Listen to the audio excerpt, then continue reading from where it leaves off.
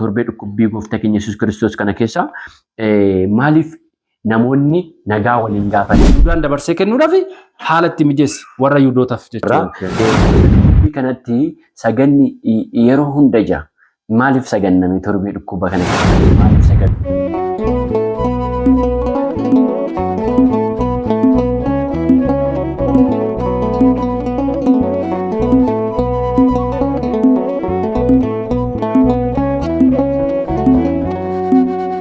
Nibala dawee waymaam nibala tsama wadikam አመከመ ዮም ያብጻን ያብጻኩ እግዚአብሔር በፍሳው በሰላም ድኩቢ ኬኛ ድኩቢ ሰዓት አስፈቴ ደደቢ ኬኛ ደደቢ ሰዓት አስፈቴ አመከናን ከንገ ዋቀዮ ኢፈዱ አከውምሰይሳ ገመቹ ፊነጋን ኑናገው ኤጋ ማቲዋን ዋቀዮ ቶርቤን አመረ ጅሩ ቶርቤ ድኩቢ ጎፍታ ኬኛ ፈይሳ ኬኛ ኢየሱስ ክርስቶስ ዮካንሞ ኢማማት ከንጀኑ እጀቹ ዳማቲዋን ዋቀዮ ኤጋ ቶርቤ ድኩቢ ከነ ኬሰቲ barsan keenya gaaffiiwwan gaafatamaniif yookaan immoo gaaffiiwwan kaaniif deebisuuf asitti argamanii jiru.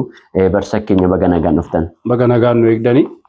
Egaa barsa keenya torbee dhukkubbii gooftaa keenya fayyisaa keenya Yesuus Kiristoos kana keessatti wantoonni raawwatamuu hin qabne ni jira. Akka mana kiristaana keenya barsiistutti jechuudha. Fakkeenyaaf torbee dhukkubbii gooftaa keenya Yesuus Kiristoos kana keessa maaliif namoonni nagaa waliin gaafan akkasumas immoo maaliif waliin dhungan torbee kana keessatti kun hin eeyyamamu sababbiin isaa maalidha mee barsa keenya nuuf hima. Eshi galatooma obboleessa keenya Daaqoon Tolosaa. Egaa torbee dhukkubbii gooftaa keenya keessatti egaa torbee kanatti Yuudaan gooftaa keenya Yesuus Kiristoos qoricha keenya kan ta'e egaa dhungatee harka fuudhee waan Yuudootaaf dabarsee kenneef egaa torbee kana keessatti harkas wal fuudhuun wal dhungachuunis dhorkaadha. Sababii kanaaf wal dhungachuu fi harka wal fuudhuun sababa kanaatiif kiristaanonni hundi harka wal fuudhuu fi wal dhungachuu irraa wal dhorku jechuudha. Sababbii Yuudaan harka wal fuudhee yookaan immoo dhungatee gooftaa keenya dabarsee gurgureef sababa sanaan fakkeeffama jechuudha. Eeyyeen kana maaliif dhungoon yeroo baay'ee jaalala waan agarsiisuuf harka wal fuudhuun wal dhungachuu walitti maramuun jaalala agarsiisa. Yuudaan garuu jaalala fakkeessee gooftaa keenya Yesuus Kiristoos qoricha kan ta'e dabarsee warra Yuudootaaf dabarsee kenne. Nutis immoo kana yaadachuudhaaf jecha seera kana hordofuudhaaf manni amantaa keenya hundumaa ni labsiti jechuudha. Okay, barsa keenya dhugumatti eebbifamaayi. Waaqayyo gooftaan keenya fayyisaan keenya Yesuus Kiristoos na eebbisu jecha gaaffii keenya lammataatti dabarra maaliif sagaduu dandeenya? Eshi galatooma. Egaa torbee dhukkubbii keessatti gooftaan keenya Yesuus Kiristoos qoricha kan ta'e gara lafaa kanatti kan dhufe ilma namaa ba'aa ilma namaa fi akkasuma cubbuun hidhamnee kan turre cubbuun irraa hiikuudhaaf yeroo dhufutti gooftaan keenya Yesuus Kiristoosin torbee kana keessatti rakkinaa fi dhibbina akkasuma garafamuu gooftaan keenya yeroo Yuudoonni qaban garafuu lafarra gottatu akkasuma immoo fannoo irratti dhibbina inni dabarse yaadachuudhaaf kan immoo kan ittiin ibsinu maaliidhaaf seete sagaduu fi kadhannaa akkasuma nyaata sa'aatii murtaa'eef soomudha jechuudha. Kanaafuu sagan kan ittiin gooftaa keenya Yesuus Kiristoosin ittiin ibsannu jechuudha. Okay, inni nuuf jedhee waan dadhabee fi dadhabbii isaa sana yaadachuuf jechuun nu dadhabna jechuudha. Kan sagannu kanaafidha jechuudha. Eshi barsa keenya dhugumatti eebbifamaayi. Waaqayyo gooftaan keenya fayyisaan keenya Yesuus Kiristoos sina eebbisu. Eshi barsa keenya gaaffin sadaffaan akkas jedha.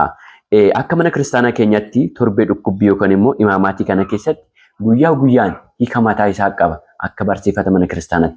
Mee guyyaan jalqaba maalidha? Guyyaan lammataa akkasumas immoo haga guyyaa qidaameetti kan jiru mee ibsa itti nu laattani barsa keenya obboleewwan keenyaafis akka irraa barataniif.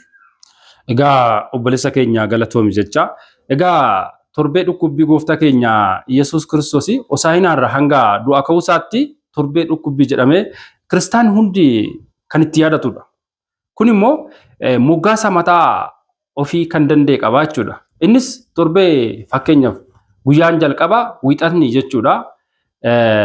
Torbee gooftaan keenya Yesuus guyyaa inni itti gara magaalaa Bitaaniyaa gara Yerusaalemitti yeroo deemutti ni beela'ee jedha kitaabni qulqulluu. Wangeela Maatiyoos boqonnaa 21 lakkoofsa 18 hanga 20 dubbiste gooftaan keenya ni beela'ee jedha. Gaafa beela'us biqiltuu balasii arge biqiltuu kana firii irraa argachuu waan barbaadeef garuu gara biqiltuu kana yeroo deemetti firii irraa dhabe. Biqiltuu kanas hamma dhumaatitti firii sirraan argamin jedhee gooftaan keenya Yesuus Kiristoos biqiltuu kana ni abaare. Yeroo kanatti barattoonni battalumatti biqiltuun kun ni goggoge. Barattoonni immoo goggoga biqiltuu sanii baay'ee dinqisiifatanii maal jedhani akkamitti sa'aatii muraasa keessatti goggoge jechuudhaan dinqisiifatanii jedha. Garuu gooftaan keenya Yesuus Kiristoos akkas jedheeni jechuudha. Kuni hin dinqisiifatinaa namni amantaa qabu hundumtuu jedhe amantaa yoo qabaattan gaaroo ta'anii asii deeme yoo jettan siniif abboomamuu danda'a jedhee Waaqayyo gooftaan keenya Yesuus Kiristoos guyyaa ilma namaa amantaan akka jabeeffachuu qabu itti barsiisedha. Akkasuma immoo guyyaa mana qulqullummaa itti qulqulleesse. Okay. Biqilticha sanni abaare jechuudha. Biqiltichi kun akkasuma biqiltoonni firii gaarii hin qabne muramanii abiddattis ni naqamuu jedha. Egaa kana jechuun immoo namni hojii gaarii hin qabne Waaqayyo biraa firii gaarii hin qabu akkasuma adabbii argata jechuudha. Okay. Barsiisaa keenya dhugumatti eebbifama. Guyyaan lammataa. Egaa guyyaan lammataa immoo gooftaan keenya Yesuus Kiristoos moggaasa guyyaa kibxataa kan itti raawwate mana qulqullummaa seenee guyyaa itti barsiisedha. Wangeela Maatiyoos boqonnaa 21 lakkoofsa 23 hanga 27 yoo dubbiste ni argattu jechuudha. Maaliif gooftaan keenya Yesuus Kiristoosiin mana qulqullummaa galee otoo barsiisaa jiru akkasuma hangafoota warra luubotaa fi hangafoota jaarsota biyyaa kan ta'an gaafii gooftaa keenya Yesuus Kiristoos gaafatan. Maal jedhanii gaafatani? Ati gooftummaa maalittiin aangoo maalittiin kana gootaa jedhanii gooftummaa fi aangoo isaa gaafatan. Yeroo kana gooftaan keenya Yesuus Kiristoosiin deebisee akkas jedhee mee ani gaafii isin gaafadha. Gaafii kana yoo naaf deebisan anis immoo gaafii keessan isiniifan deebisa jedhee. Gaafichi kunis maalidhaani? Cuuphaa qulqulluu Yohaannisiin cuuphaa kana eessaa argate? Eessaa abboomame? Waaqa biraa moo nama biraa abboomame jedhee gaaficha kana gaafate. Namoonni kunis maal jedhanii walitti dubbachuu jalqaban. Yoo waaqa biraa jenneen maaliif dubbii isaatti naman ture nuun jedha. Yoo nama biraa jenneen immoo maaliif namoonni immoo isa hin jaallatu. Nama sodaa waan nama sodaataniif immoo lakkii hin beeknu jechuun nu wayya jedhanii hin beeknu jedhanii. Egaa asirratti maal hubanna namoonni baay'een sodaa Waaqayyoo qabu. Nama sodaatu Waaqayyo sodaachuu dhiisanii. Garuu harka caalatti kan sodaatamuu qabu eenyudha? Waaqayyo ture. Bakka Waaqayyo sodaatamuu qabutti namni sodaatame jechuudha. Kanaaf Waaqayyoonis waa'ee aangoo isaa kan maal akka godhuuf ittiin himne hin deebisneef jechuudha. Egaa guyyaa kanatti gooftaan keenya Yesuus Kiristoos iccitii akkasuma nama hojii gaarii hojjetanii fi nama hojii gaarii hin hojjenne guyyaa gargar itti baasifame jedhamee illee abbootiin keenya ni barsiisu. Guyyaan lammataa yookaan qibxataa kun jechuudha. Jalqaba irratti guyyaa gooftaa keenya Yesuus Kiristoos gaaffii itti gaafatame. Guyyaa sanas immoo warroonni aanna fi qiyyaaffaa kan jedhaman guyyaa sana guyyaatti deebisan yookaan immoo hin beeknu jedhaniini anis immoo isaa kan dhufe hin beeku guyyaatti jedhe jechuudha. Eebbifama barsiisaa keenya Waaqayyo gooftaan sinaa eebbisu. Akka mana kiristaanaa keenyatti guyyaan sadaffaa yookaan guyyaan roobiis hiika mataa isaa qaba. Guyyaan roobii kunoo hiikni isaa maalidha? Egaa moggaasni guyyaa roobii immoo gooftaa keenya Yesuus Kiristoos Yihuudoonni gaafa Hosaayinaarra jalqabanii mari'achaa turan Yesuus Kiristoos qabuudhaaf ajjeesuudhaaf irratti mari'achaa oolan jechuudha. Yeroo mijataa dhaban jechuudha. Yeroo mijataa dhaban garuu guyyaa baay'ee fa'aa mari'atanii malee otoo marii kanaan dhibbachaa jiranu gooftaan keenya Yesuus Kiristoos qabachuu hin dandeenye. Garuu isaan keessaa barattoota 12 keessaa Yihuudaa kan jedhamu Yihuudoota gidduutti argame jechuudha guyyaa kan guyyaa roobii kan. Akka gooftaa keenya Yesuus Kiristoos dabarsee kennuufi haala isaaniin mijeesse jechuudha. Guyyaa gooftaan keenya Yesuus Kiristoosiin Yihuudaan dabarsee kennuudhaaf haala itti mijeesse warra Yihuudootaaf jechuudha. Guyyaan kun guyyaa isaan marii itti xumuratan. Guyyaa marii irratti gaggeessanii jechuudha. Guyyaa isaanii gooftaa keenya akka itti murteessaniif guyyaa irratti murteessanii jechuudha. Marii isaanii guyyaa murteessan. Guyyaa gooftaa keenya Yesuus Kiristoos isa dhumaa irratti murtee isaanii irratti walii galan jechuudha. Okay. Eshi barsa keenya dhugumatti eebbifama waaqayyo gooftaan sinaa eebbisu. Eshi barsa keenya dhugumatti eebbifamaayi waaqayyo gooftaan keenya sinaa eebbisu jecha. Egaa amma immoo guyyaa kamisaa irra geenye. Akka mana kiristaanaa keenyatti egaa guyyaan kamisaa kun guyyaa addaati. Guyyaa addaatis jedhama. Mee inni sababbii maaliitiif akkas jedhamuu danda'ame? Mee isa sana immoo ibsatti nu laadda. Eshi galatooma obboleessa keenya. Egaa guyyootan torbee dhukkubbii keessatti guyyoota kana sirni qiddaasee hin gaggeeffamu. Kamisaa alatti jechuudha. Garuu gaafa kamisaa guyyaa itti sirni qiddaasee itti gaggeeffamu.